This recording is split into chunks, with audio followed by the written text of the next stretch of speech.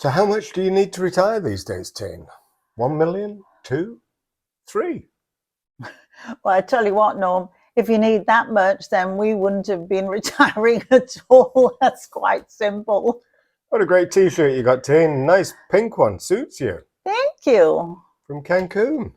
That's kind of a while back since we were there, It hey? really has been. We haven't been doing those all-inclusive resorts for a while. No, maybe we need to put it on the list. If you're saving for retirement and you're wondering how much you need to save for retirement, how much your fund should be, it's a very personal thing. You really need to sit down and work some numbers out. But don't get scared by all the media, all the advertising from these financial companies saying you need 1 million or you need 1.5 million. We've even seen 3 million. It's a blanket statement and it doesn't address your needs. And so we've been retired. We took an early retirement and we're now in our late 60s, and we can give you a perspective of how it's worked for us. And I think that if people really just took a few steps back to actually see and look at the reasons of how much money they might need. For example, retirement is different for everybody. Some people want to do lots of traveling or expensive hobbies. And some people just want to stay at home, don't they, Norm?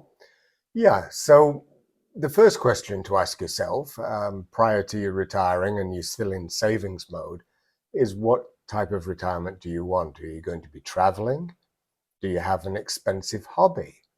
Or, as Tina said, are you a homebody and just like to potter in the garden and stay close to home? These will all have an impact on how much money you will need as a fund for retirement to provide you with that income. But before we even get there, what we've found out is that the government pensions we receive were quite a bit more generous than we ever thought. In fact, we never even thought about them. We worked in 2 countries, in the UK and Canada, and we get half a pension from each country that we contributed to. And we find that the combination of all those pensions that Norm's mentioned is that we bring in a total of around 4,000 a month. And that is more than enough to cover our monthly, everyday living needs. In fact, we're able to save money at the end of the month as well. And we were surprised at that, weren't we? Totally surprised. Yeah.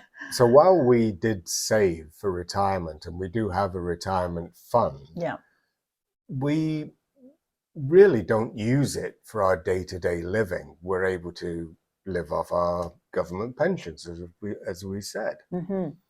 So you may well find that if you go on to the portals in Canada or the US, wherever you're living, and look at what you're projected to get in Social Security or Canadian pension plan, you can see that online.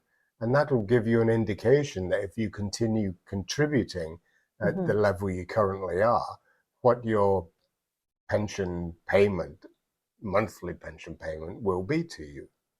I think that's a really good starting point, isn't it, Norm? It really is. Because just everybody seems to be getting scared off by thinking they just need more years to save.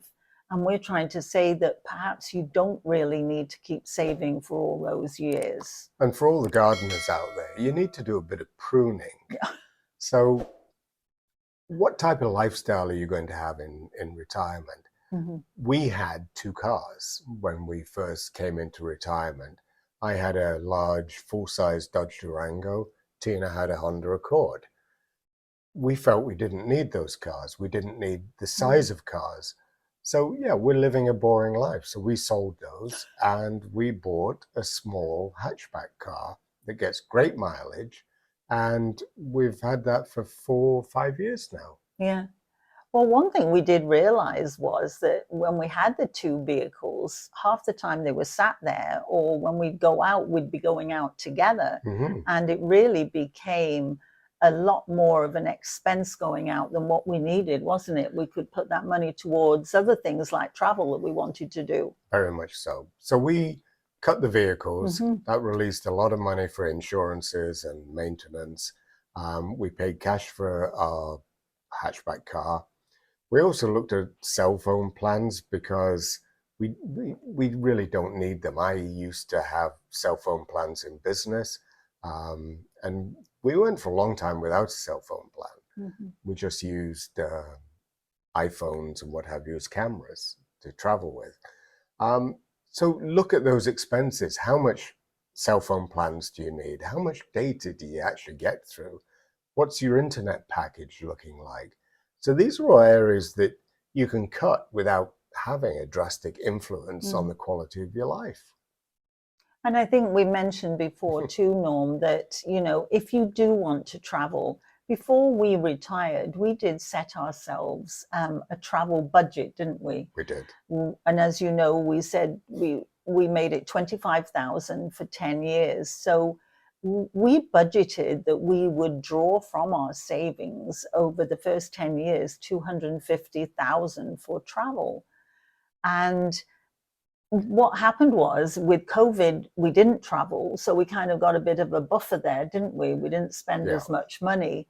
But we have found that we haven't actually had to do that because the money sort of got generated in other areas, hasn't it, Norm? We get dividends and we get interest on our cash savings, and we get a little bit of income from our stock photography and stock video, a small amount of money from YouTube as well.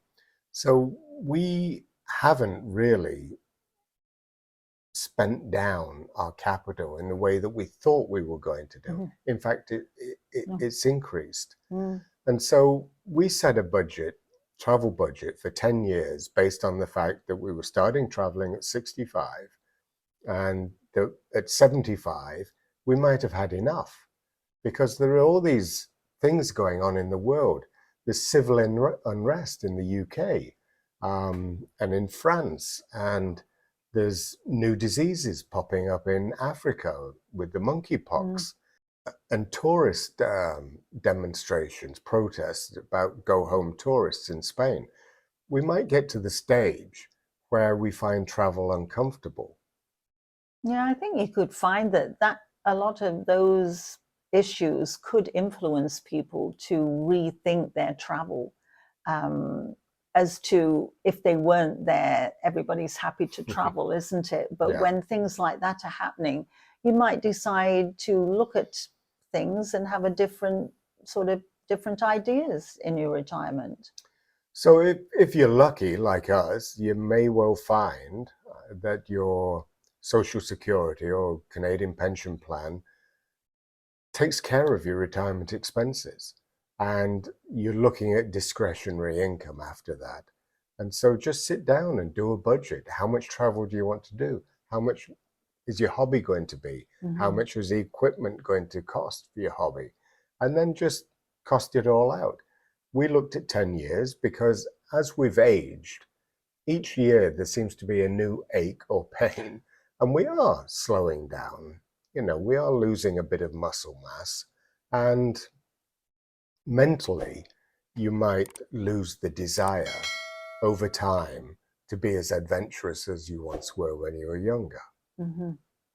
Yeah, I think that's very important because what we don't want everybody to do is to lose those years that you can't buy time back. No. So if you can retire because you're not worried about needing this big amount of money, take that leap to actually retire, because it's that period of time where your health could affect your decisions, couldn't it?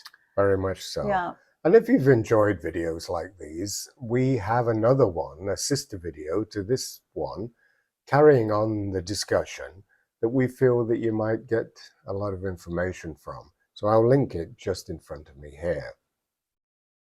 And we hope that everybody is keeping well. And staying safe. Until the next time. Bye-bye. Bye-bye.